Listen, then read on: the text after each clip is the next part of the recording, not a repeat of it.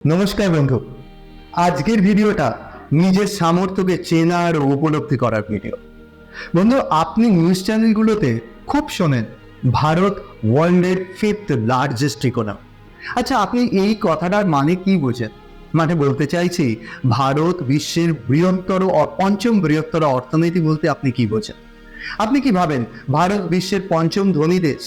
যদি তাই ভাবেন তবে একবার পকেটে হাত রেখে দেখবেন, বুঝে যাবে আমার পকেটে তো কয়েকটা খুচরো পয়সার ঝঞ্ঝা আওয়াজ ছাড়া আর কিছু হয় না। যদি সাধারণ মানুষের কাছে টাকাই নেই, তবে বিশ্বের এত দেশের মধ্যে আমরা পঞ্চম হলাম কি করে? নিউজটা কি ভুল? না মশাই, খবরে কোনো ভুল নেই, কিন্তু পরিবেশনটাকে এমন ভাবে করা হচ্ছে যেন আমরা সব কোটিপতি হয়ে গেলাম। এইরকম একটা ফিলিং দেওয়া থাকে, আপনার মধ্যে একটা বড়লোক ফিল আসবে, একটু দেশত্ব বোধের উদয় হবে, একটু চায়ের দোকানে, বাজারে, ক্লাবে চর্চা হবে, নিউজ চ্যানেলের টিআরপি বাড়বে, খবরের কাগজের বিক্রি বাড়বে, আরো অনেক অনেক গণিত আছে এর মধ্যে। একটু মগজে চাপ দিলে একদম জলের মতো সবাই পরিষ্কার বুঝে যাবে। আপনি যদি নিজেকে ও আপনার পরিবারকে ভালোবাসেন, আর যদি সো কল্ড বুদ্ধিজীবী গোত্রের না হন, তবে আপনাকে বিশেষভাবে অনুরোধ করব এই ভিডিওটা পুরোটা দেখবেন।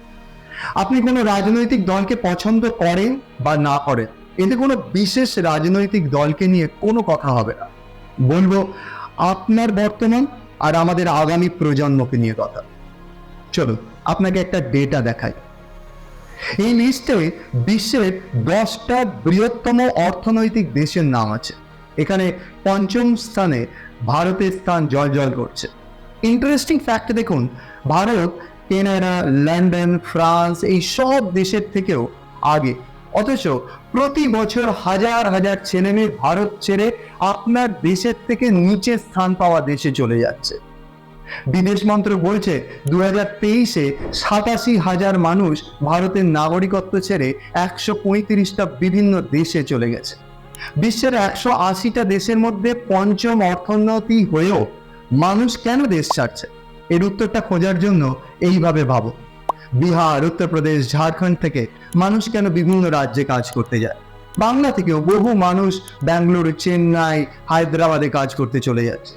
কেন যাচ্ছে? সহজ উত্তর হলো উপার্জনের জন্য, জীবনে আর্থিক সচ্ছলতা আনার জন্য। আসলে আপনি যে চার্টটা দেখছেন, সেই চার্টটা হলো জিডিপি ভিত্তিক র্যাঙ্কিং। এখন প্রশ্ন হলো, জিডিপি কি? আরে মশাই, সেটা যখন দেশের কোটি কোটি মানুষ জানে না, তখন তাতে আমরা প্রথম হই আর পঞ্চম হই, কি এসে গেল বলুন তো? আদপে তো এটা তো বুঝে গেছি যে দেশ ওয়ার্ল্ডের পঞ্চম অর্থনীতি হয়েও আমার প্যান্টের পকেটে খুচরো পয়সার ঝঞ্ঝন আওয়াজ ছাড়া টাকার খসখস আওয়াজ হয় না মশাই। অথচ বাজারে আলোচনায় এটা নিয়েই বেশি। তাই চট করে বুঝে নিই জিডিপি কি, যাতে আমাদের মূল আলোচনাটা বুঝতে খুব সহজ হয়। ধরুন, একটা গ্রামে 5টা পরিবারের 5 জন আছে এবং তারা সবাই কিছু কাজ করে। একজন বিদেশে কিছু মাল তৈরি করে এক্সপোর্ট করে, যার বাজার মূল্য প্রায় 20 লক্ষ টাকার মতো। দ্বিতীয় জন কার হায়ারিং সার্ভিসের কাজ করে, বছরে 5 লক্ষ টাকার মতো কাজ করে। তৃতীয় জন প্রাইভেট টিউশন করিয়ে বছরে 3 লক্ষ টাকা ইনকাম করে। চতুর্থ জন টোটো চালিয়ে বছরে 2 লক্ষ টাকার মতো উপার্জন করে। আর একজনের মুদিখানার একটা দোকান আছে, সে বছরে প্রায় 3 লক্ষ টাকার মতো ইনকাম করে। এই 5 জনের মোট বছরে কাজ হলো 30 লক্ষ টাকা। এই 30 লক্ষ টাকা ওই গ্রামের 1 বছরের কাজ। পরের বছর দেখা গেল যে প্রাইভেট টিউশন যে করে তার ইনকাম 3 লক্ষ থেকে কমে 1 লক্ষ টাকা হয়ে গেছে। টোটো চালকের আর মুদির দোকানের ব্যবসা বন্ধ হয়ে গেছে, কিন্তু এক্সপোর্টারের কাজ বেড়ে গেল এবং এখানে এই বছর ও 20 লক্ষর জায়গায় 40 লক্ষ টাকার কাজ হলো এবং কার হায়ারিং এর ব্যবসা 5 লক্ষ টাকাই রয়ে গেল। এই বছরে গ্রামের কাজ হলো 46 লক্ষ টাকা। মানে প্রথম বছরে গ্রামের জিডিপি ছিল 30 লক্ষ, সে বছরে 5 জন কাজ করেছিল।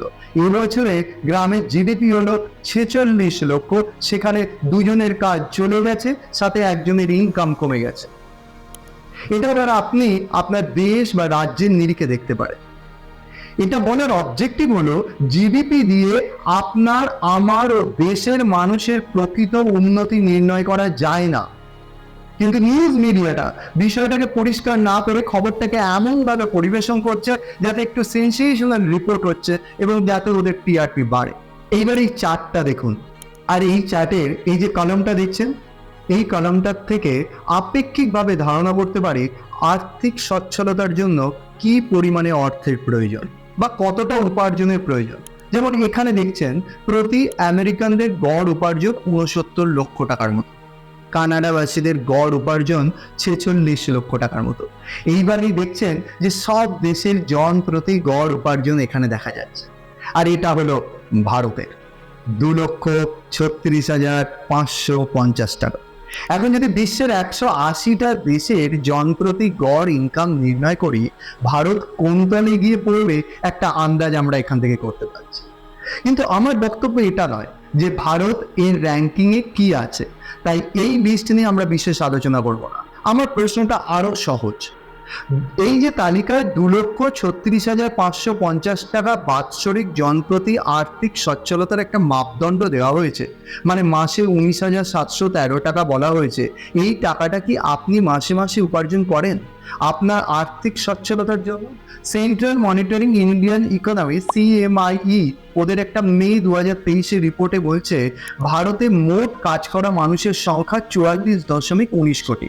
আর সেক্ষেত্রে জন প্রতি উপার্জন যদি 2,36,550 টাকা হয়, তবে মোট জিডিপি হবে ভারতীয় মুদ্রায় 104.53 ট্রিলিয়ন, যা আমেরিকার জিডিপির থেকে 4 গুণেরও বেশি। তার মানে ভারতের 44.19 কোটি মানুষ যারা কাজ করে তাদের ইনকাম এত নয়, তাহলে সেটা কত? গ্লাসডোর একটি আর্টিকেলে বলছে ভারতের 80% লোকের উপার্জন মাসে 15,000-এর কম, আর 90% লোকের উপার্জন 25,000-এর কম।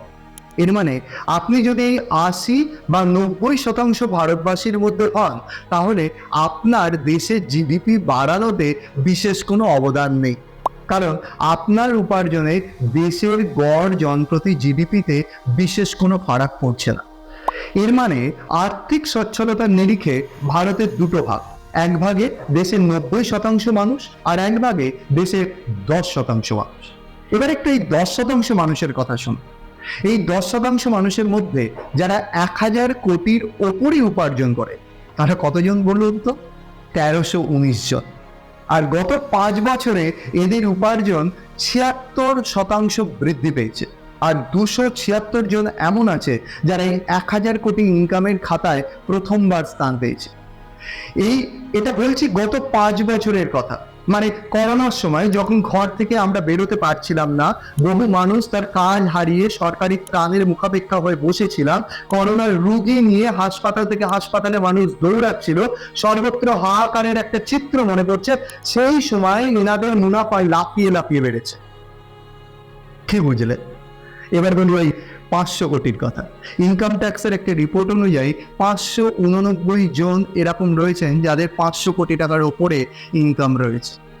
SBI রিপোর্টে বলা হয়েছে ফাইন্যান্সিয়াল ইয়ার 2021-এ 100 কোটির ওপরে ইনকাম করে 136 জনের নাম নতুন করে বেড়েছে। রিপোর্টে বলা হয়েছে টপ 2.5% ট্যাক্স পেয়ার এর ইনকাম 10 কোটির ওপরে, আর 1% মানুষের ইনকাম 100 কোটির ওপরে। অর্থাৎ এই 142 কোটির ভারতকে চালাচ্ছে ওই 3.5 থেকে 5% মানুষ। কি বুঝলে? আপনি বলবেন বেশ, তাতে কি হলো, চালাচ্ছে। ঠিক বলেছে, বিশেষ কোনো অসুবিধা তো নেই, কারণ সুবিধাই সুবিধা আছে। যেমন ধরুন সরকারের যত স্কিম লঞ্চ হয় সবই 90% মানুষের জন্য। 1 লাখের বাড়ি, স্বাস্থ্য সাথী, আয়ুষ্মান ভারত, বিভিন্ন রকমের স্বাস্থ্য প্রকল্প, free medicine, free ration, free LPG gas, education loan, business loan, 100 দিনের কাজ, প্রাকৃতিক বিপর্যয় হলে ত্রাণ, আর কি চাই? সবই তো মজাই এই 90% মানুষের জন্য। খারাপ কি আছে বলো? এবার বলি ওই মানুষগুলো কি সুবিধা পায়। নির্বাচন কমিশন থেকে প্রাপ্ত নির্বাচনী বন্ডের তথ্য অনুসারে 1320টা কোম্পানি দেশের বড় 27টা রাজনৈতিক দলের সঙ্গে চুক্তি করেছে যে দেশ ওনারা চালাবে, আর ওই রাজনৈতিক দলগুলোকে ওনারা একটা উশুনি দেবে। রিপোর্টে বলা হচ্ছে এই 1320টা কোম্পানির মধ্যে ওষুধের কোম্পানি আছে 37টা, লটারি কোম্পানি আছে, রাস্তা ব্রিজ তৈরি কোম্পানি আছে, সিমেন্ট তৈরি কোম্পানি আছে, বিল্ডিং কনস্ট্রাক্টর আছে, রিনিউয়েবল এনার্জি কোম্পানি আছে, সব ধরনের সংস্থা আছে। আর এই 27টা রাজনৈতিক দল এই 90% মানুষের জীবনকে দাও রেখে এরা এই ডিল করেছে। এই কোম্পানিগুলোর প্রতিটা ডিল আমার আপনার জীবনকে প্রত্যক্ষ বা পরোক্ষভাবে প্রভাবিত করছে। পেট্রোলের দাম থেকে মোবাইলের রিচার্জ বিল, আপনার হসপিটালের বিল থেকে জীবন ব্যয় ঔষধের দাম, আপনার চাল ডালের দাম, আপনার ছেলের স্কুলের অ্যাডমিশন ডোনেশন, সব এটা ঠিক করে। আর আগামী দিন আরো জোরদার ভাবে করবে। সব সরকার এদের হাতের কাঠপুতলি। আজ আপনি 13,000 কোটি টাকার একটা লিগালাইজড মানি স্ক্যাম দেখলেন, আগামী দিন অন্য নামে আরেকটা স্ক্যাম আসবে। And with all due respect, কনস্টিটিউশনের যে 3টে স্তম্ভে গর্ব করেন আপনি, লেজিসলেটিভ, এক্সিকিউটিভ, জুডিশিয়ারি, সব এদের কাছে নত যান। দু একজন এক্সেপশনাল হতে পারে, কিন্তু তাদের দিয়ে বিশেষ কিছু হবে না। মানি ফিক্স মশাই। ভারতের ইতিহাস সাক্ষী আছে, ভারতকে প্রথম কিন্তু ব্রিটিশ সরকার শাসন করেনি, করেছিল একটা কোম্পানি, ইস্ট ইন্ডিয়া কোম্পানি। এই কোম্পানি তার আধিপত্য বাড়িয়েছিল আমাদের দেশের মানুষদের নিয়ে, আর সেই মানুষগুলো ছিল আমাদের মতো, যারা এই 90% মধ্যে আজ বিলং করে। আমরা যারা সামান্য একটু বেশি কিছু পাওয়ার লোভে বা ফ্রি পাওয়ার আনন্দে ব্রিটিশদের সাথে সাথ দিয়েছিলাম, আর ওরা 45 লক্ষ কোটি ডলার ভারত থেকে নিয়ে চম্পট দিয়েছিল। যদি ভারতবাসী সেই সময় সুবিধাভোগী না হতো, ইস্ট ইন্ডিয়া কোম্পানি 200 বছর ধরে আমাদের লুটতে পারত না।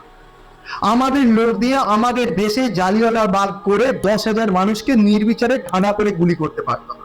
আমাদের দেশে আমাদের লোক দিয়ে ভগৎ সিং, রাজগুরু, ক্ষুদিরামকে ফাঁসি দিতে পারত না। যে সরকারি আসুক না কেন, কেউ কিচ্ছু করতে পারবে না। এরা চালায় দেশ, বাকি সব এদের হাতের পুতুল। এরা আপনার জীবন ব্যয় ঔষধে ভেজাল দেবে, সেই ঔষধ আপনাকে বিক্রয় করবে, আপনাকে সেই ওষুধ চড়া দামে কিনতে হবে, এবং আপনি কিচ্ছু করতে পারবেন না।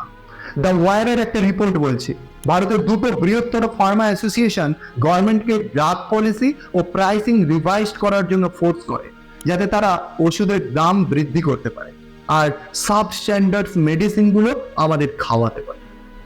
আপনি কষ্ট করে পয়সা জমিয়ে বাড়ি ফ্ল্যাট কিনবেন, সেই ফ্ল্যাট বাজি মেটেরিয়াল দিয়ে তৈরি করে আপনাকে ঠকাবে। আপনি দেশের সংখ্যাগরিষ্ঠ 90% মানুষের একজন হতে পারে, কিন্তু আপনি এ বিষয়ে কিচ্ছু করতে পারবেন না। কোর্টে গেলে বিচার পেতে আপনার জীবন পাত হয়ে যাবে, আর রাস্তায় নেমে আন্দোলন করলে আপনাকে জেলে পড়ে দেবে, কারণ আপনি গরিব। আপনি আমি সরকারের ফ্রি বেনিফিটের দিকে চেয়ে বেঁচে আছি। আগামী দিন নিজের দেশের মধ্যে আপনি পরাধীন ভারতবাসী হতে চলেছে। আপনার ছেলে মেয়ের এডুকেশনের ডিগ্রি থাকবে, কিন্তু রিয়েল স্কিল থাকবে না কাজ করার মতো, তাই এ বেকার হয়ে থাকবে বা কোনো রাজনৈতিক দলের ঝান্ডা হাতে নিয়ে ঘুরে বেড়াবে।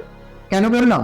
এসিআর গভর্নমেন্টের রিপোর্ট, এসিআর এর রিপোর্টে বলা হচ্ছে 25% স্টুডেন্ট যারা ক্লাস 8-এ পড়ে, তারা ক্লাস 2 এর বই ঠিক করে পড়তে পারে না। আর 43% ছাত্রছাত্রী যারা স্নাতক করছে, তারা গণিতের অতি সাধারণ ভাগ করতে পারে না। তাহলে ও ক্লাস 8-এ যেভাবে উঠলো, সেইভাবেই ও গ্র্যাজুয়েটও হচ্ছে, ভেতরে ফাঁকা। এটা একদম ভাববেন না যে আপনার ছেলে মেয়ের মধ্যে কোনো মেধা নেই। আসলে কি জানেন তো, বীজ যত উচ্চমানেরই হোক না কেন, জলবায়ু যদি সঠিক না হয়, সেই বীজ দিয়ে কিছুই হবে না। আগামীতে আরও একটা 76-এর মন্বন্তর হতে চলেছে। নিজেকে এবং আগামী প্রজন্মকে প্রস্তুত করুন, আর না হলে হাল ধরুন। অলরেডি অনেক দেরি হয়ে গেছে। যদি হাল ধরতে চান, তবে কমেন্ট করে জানাবেন আপনি কি ভাবছেন। আসুন আমরা আলোচনা করি, মতামত শেয়ার করি। তো ম্যামের রাজনীতি থেকে বেরিয়ে একটু রিয়েল লাইফ ডেভেলপমেন্টের উপরে আমরা ফোকাস করি। ভিডিওটা সবার সঙ্গে শেয়ার করুন বন্ধু। আমাদের কালেকটিভ অ্যাপ্রোচ আমাদের আগামী দিনের রাস্তা দেখাবে। সবাই খুব ভালো থাকবেন।